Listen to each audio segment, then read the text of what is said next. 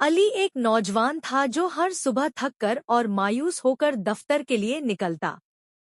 Office में वह पूरे दिन कंप्यूटर स्क्रीन पर आंखें गड़ाए बैठा रहता, जबकि बॉस की डांट सुननी पड़ती थी। एक दिन अली ने ऑफिस की खिड़की से बाहर देखा, जहां एक खुशमिजाज स्ट्रीट वेंडर मुस्कुराते हुए ग्राहकों को खाना बेच रहा था। उसी पल अली के दिल में अपनी जिंदगी बदलने का ख्याल आया।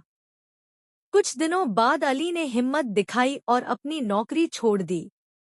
उसने अपनी बचत से एक छोटा फूड ट्रक खरीदा और कारोबार शुरू किया।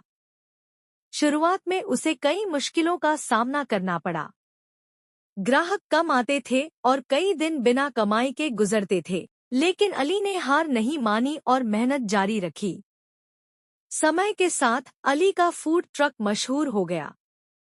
अब ग्राहकों की लंबी कतारें लगने लगीं और अली ने और भी फूड ट्रक खरीदकर अपने बिजनेस को बढ़ा दिया। कुछ सालों बाद अली को अपनी सफलता पर गर्व था। वह अब अपनी जिंदगी का मालिक था, आजाद और खुश। सीख: नौकरी अस्थायी सुरक्षा देती है, लेकिन अपना कारोबार आपको असली आजादी और सफलता की ओर ले जाता है।